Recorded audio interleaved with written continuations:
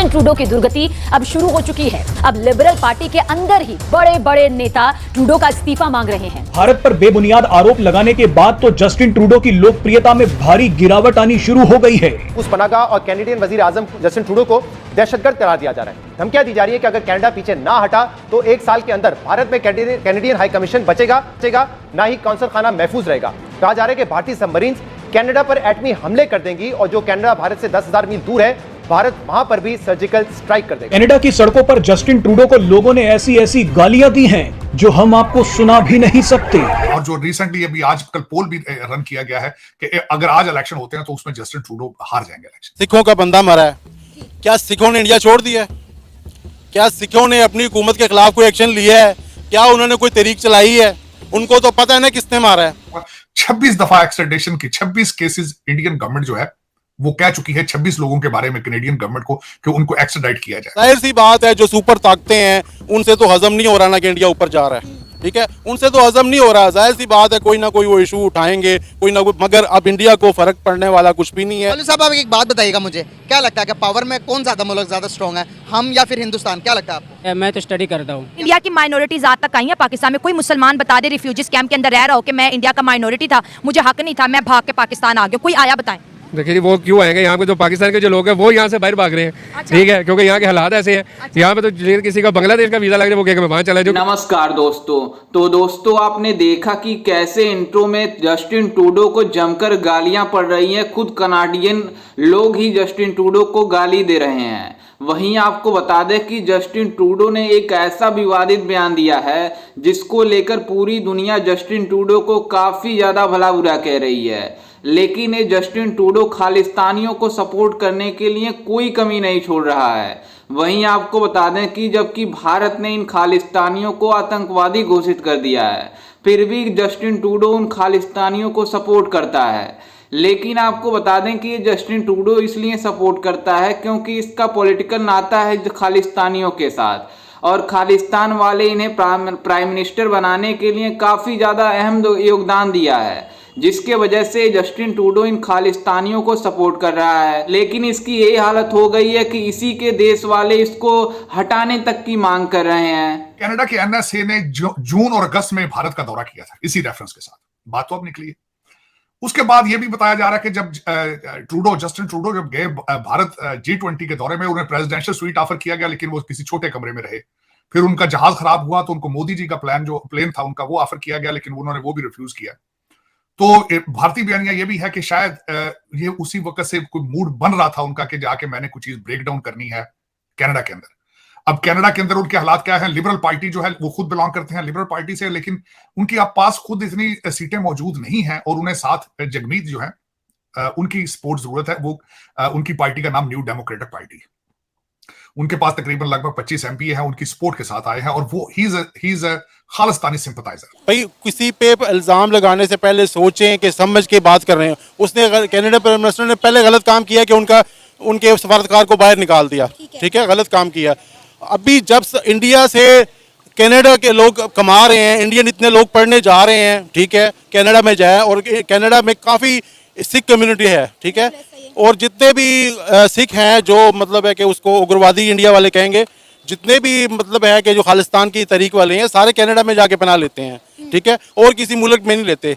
अगर उसको अब किसी ने मार दिया है, किसी अपने ने मार दिया है, किसी ने मार दिया है, तो इसमें इंडिया का किधर से हाथ आ गया?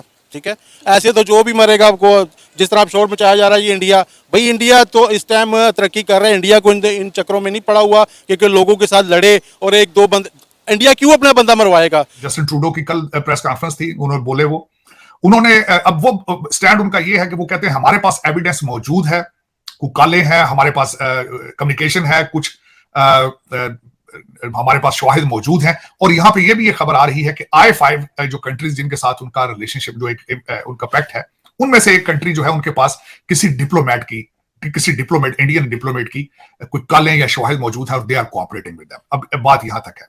अभी तक कनाडा ने कोई भी शवाहिद नहीं रखे सामने। अब जो इशू जो बना है, वो जो समझा ये जा रहा है, जो लोग मुख्तलिफ एनालिसिस कर रहे हैं, जो मैं अपनी नजर से भी ये कहता हूं कि एक तो ये कहा जाता है कि अगर 2 साल पहले कनाडा को बताया गया था कि निज्जर साहब इज अ टेररिस्ट, तो उस वक्त उन पे एक्शन क्यों नहीं लिया गया? अगर लिया होता तो आज निज्जर साहब जिंदा होते। एग्जैक्टली। एक तो ये बात है। अब दूसरा उसमें यह है कि अगर आपके पास शवाहिद इतने आप नहीं बताना चाह रहे तो आपको अपनी असेंबली में खड़े होकर इतना बड़ा एलिगेशन लगाने की क्या जरूरत थी? एक सिख मरवाने का मिलेगा क्या?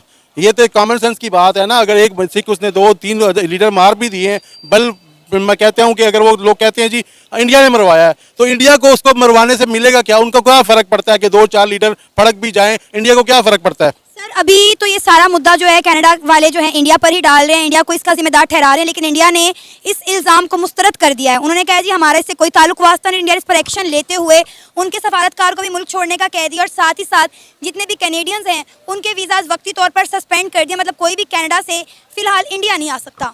मुझे बताएं कि सिखों का बंदा मरा है, क्या सिखों ने इंडिया छोड़ दिया है? क्या सिखों ने अपनी हुकूमत के खिलाफ कोई एक्शन लिया है? क्या उन्होंने कोई तहरीक चलाई है? उनको तो पता है ना किसने मारा है। ठीक है, अगर ऐसी बात होती तो सबसे पहले सिख कम्युनिटी उठती, आवाज उठाती, ये G20 ना होती। भारतीय तरफ से ये भी एक एलिगेशन है कि जो निज्जर साहब है वो he was working for the Canadian intelligence agencies, ये उनकी तरफ से। अब कैनेडियन साइड पे थोड़ा सा मजीद आगे चलूंगा। वो ये कहते हैं कि जब जस्टिन ट्रूडो G20 के दौरे पर गए, उन्होंने आके मोदी जी से इसका जिक्र किया था इस केस के बारे में, लेकिन उन्होंने उसके बारे में रिफ्यूज किया। फिर इसके बाद एक और एलिगेशन है कि उन्होंने बाइडन साहब से कहा था कि आप मोदी जी से बात करें। बाइडन साहब ने भी मोदी जी से बात की थी। अब उसका रिजल्ट क्या था ये अभी तक क्लियर नहीं। तो ये सारी एलिगेशंस इकट्ठी की जाए। अच्छा, उसके बाद ये हुआ है क्योंकि इस वक्त ये जरूर सोचना होगा आपको इस चीज पे बात करने से पहले कि Bharat is the 5th largest economy on the planet. Trudeau साहब ने जब पहली प्रेस कॉन्फ्रेंस के बाद जो दूसरी प्रेस कॉन्फ्रेंस की थी वो थोड़ी ढीली थी। उन्होंने उसमें जिक्र किया कि हाउ इंपॉर्टेंट इंडिया है और हम इंडिया से खराब नहीं करना चाहते, हम कोई प्रोवोक नहीं करना चाहते। शायद ये भी सोचा जा रहा है कि this was a political stunt to gain the oxygen, क्योंकि वो शक हो रहे थे Justin Trudeau was getting weak. और जो रिसेंटली अभी आजकल पोल भी रन किया गया है कि अगर आज इलेक्शन होते हैं तो उसमें जस्टिन ट्रूडो हार जाएंगे इलेक्शन। एक तो उसमें ये उसका बैकग्राउंड में बताना चाह रहा था, और उसके बाद शायद उन्होंने पॉलिटिकल, और ये बहुत बड़ी बात है कि एलिगेशन है कि बल्कि हमारे जो डॉक्टर जयशंकर हैं उन्होंने इसको नाम ही ये दिया था कि ये इलेक्शन के हवाले से किया जा रहा है। वोट बैंक उन्होंने इसका नाम दिया था, वोट बैंक इशू इसको बनाया, जिसमें कुछ हकीकत लगती भी है। अब दूसरी तरफ से देखा जाए कि एलिगेशंस क्या आ रहे हैं।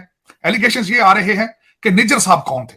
निज्जर साहब के जो एक्यूजेशन जिसपे एक्यूज्ड है, जो मर्डर जिनका हुआ था, उनके ऊपर दहशतगर्दी के केसेस थे, क्रिमिनल केसेस थे भारत के अंदर।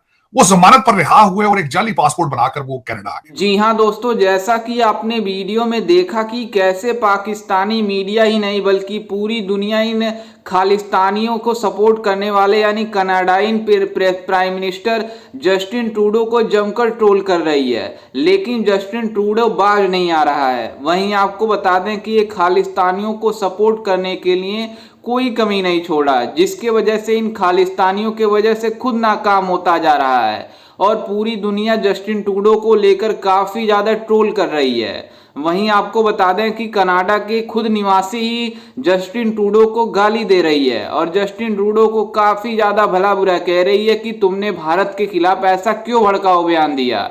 वहीं आपको बता दें कि ये खालिस्तानियों के सपोर्ट में इतना ज़्यादा गिर गया है कि मतलब इसे खालिस्तानियों के अलावा किसी देश के बारे में और सोचना ही नहीं पड़ रहा है। वहीं आपको बता दें कि ये खालिस्तान को इसलिए सपोर्ट कर रहा है क्योंकि खालिस्तान वाले इसे पॉलिटिकल मतलब बैकग्राउंड से सपोर्ट करते हैं। इसे मतलब इन्हें प्राइम मिनिस्टर बनाने के लिए खालिस्तानियों का सबसे ज़्यादा अहम योगदान रहा है, जिसके वजह से अब ऐसा हालत हो गया है कनाडा के प्राइम मिनिस्टर जस्टिन ट्रूडो का कि अब इनकी कुर्सी जाने वाली है और कनाडा के लोकल लोग ही मतलब इसका विरोध कर रहे हैं कि इसको बाइकआउट किया जाए, इसका प्राइम मिनिस्टर पद से हटाया जाए। लेकिन ये जस्टिन ट्रूडो अपने मतलब बयानबाजों से बाज नहीं आता है।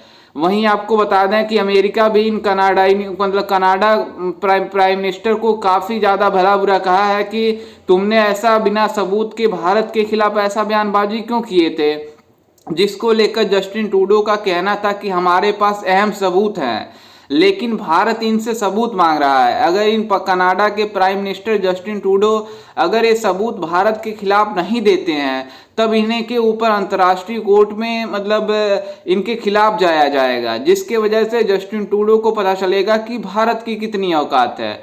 वहीं ये मतलब ऐसे टॉप 10 इकोनॉमी में एग्जिस्ट ही नहीं करते और भारत 5वां इकोनॉमी है और भारत से पंगा ले रहे हैं बिना सबूत के, मतलब हद होती है। और पाकिस्तानी मीडिया भी इन खालिस्तानियों के सपोर्ट में कोई कमी नहीं छोड़ रही है। ये कह रही है कि भारत में खालिस्तान बनना चाहिए ताकि हमें मतलब उनसे ट्रेड कर सकें, हम उनसे अच्छा मतलब ताल्लुकात रखेंगे।